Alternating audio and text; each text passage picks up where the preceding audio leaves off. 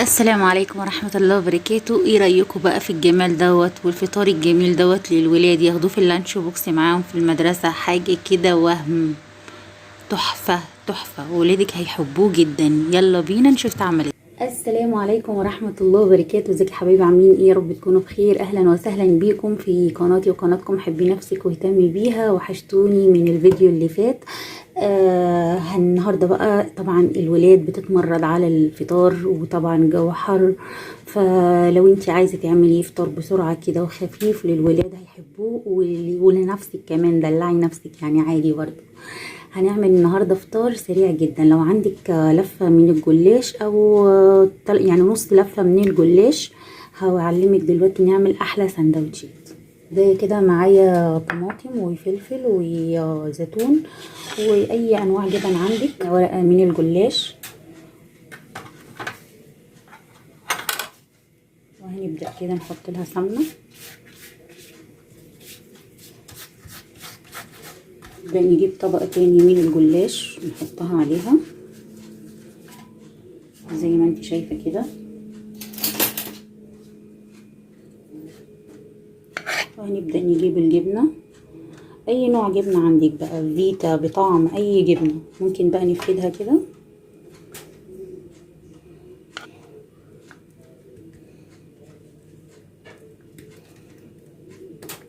بعد ما فردنا الجبنه كده بقى بنبدا نحط شويه من الزيتون والفلفل.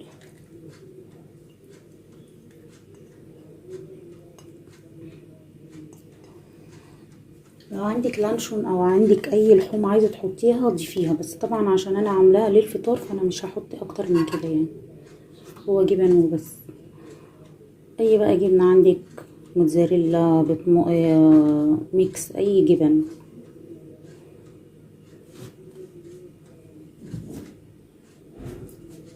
وهنبدا بقى نقفل كده السندوتش.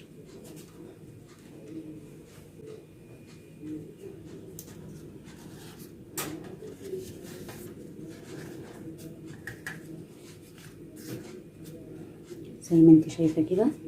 وهنبدا ندهنه.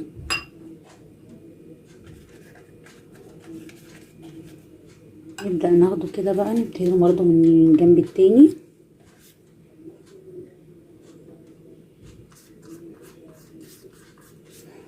وهناخده على الطاسه. نبدا نعمل واحده تانية.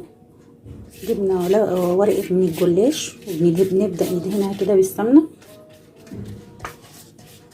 عندك ورقه جلاش مقطوعه عادي ممكن تحطيها تحت برضه، يعني تحطيها في الجزء التاني مفيش اي مشكله، ادام اللي تحت سليمه خلاص. تبداي تدهنيها كده. هنبدا نحط الجبنه، اي نوع جبنه زي ما قلنا.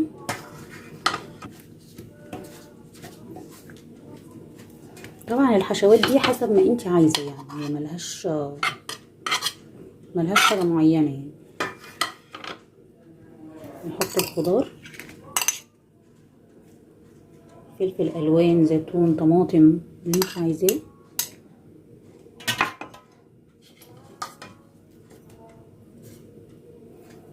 وهتبداي كده نقفل كده بقى الساندوتش بتاعنا. بسم الله. ندهن.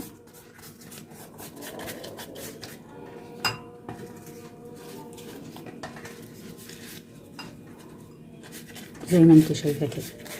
تبداي تدهنيها برضو من الناحيه التانية. والطاسه على النار، الطاسه المدهونه على النار. ببدا كده ادخلها حته زيت سمنه صغيره كده.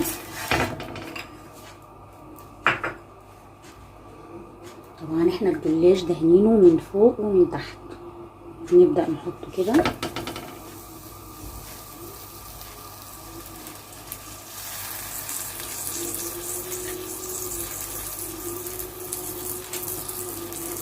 فين لونها بقى خطير ازاي كده. هنبدا نشيلها خالص من على النار.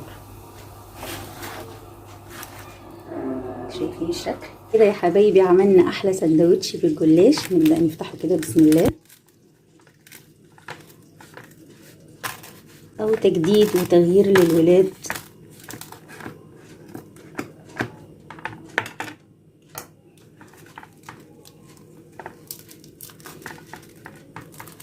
شايفه من جوه عامله ازاي، زي البيتزا واحلى كمان. يلا جربوا كده واعملوه وبألف هنا وشفا بقى. انا لو عايزاها مسكره بعملها وبفردها برضو، فعملت طبقتين اهو. بنحط في النص بقى ايه الحشوه اللي انت عايزاها، عايزه تحطي سكر، عايزه تحطي مكسرات، بنحطها كده.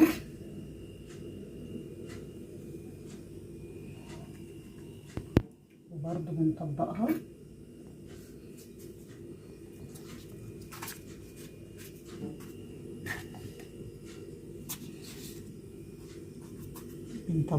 وبندهنها بقى سمنه تاني.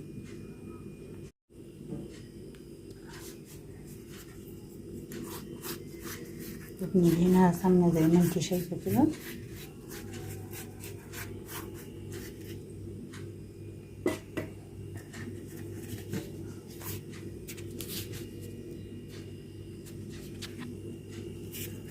بنطبقها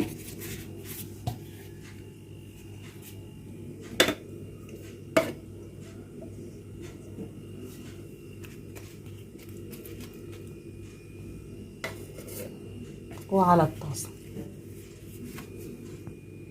برضو نحطها في الطاسة على النار، بتاخد لون من على الجنبين، من الجنب ده والجنب التاني، ونبدأ نرفعها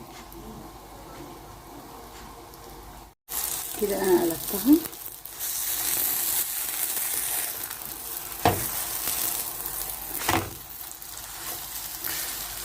هي بس تحمر زي ما انت شايف كده. اللون بتاعها بقى جميل. هنبدأ نرفعها من على النار. هنبدأ بقى نجيب لبن، هنرش عليها كده معلقة لبن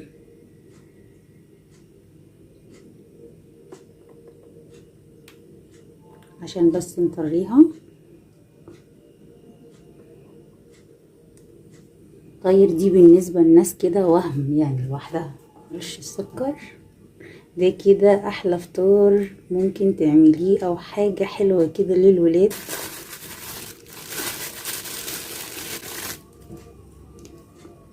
يعني احنا ما خدتش معانا وقت خالص خالص.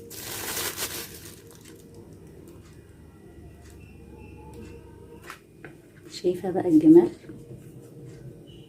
ده الحلو كده. عملنا الحلو وعملنا الحادق، ايه رأيك بقى؟ بصي الجلاش، شايفة حاجة كده تحفة. دي الفطاير اللي كنا بنشتريها زمان، تحفة تحفة. اعمليها وجربيها وهتبهري ولادك بيها.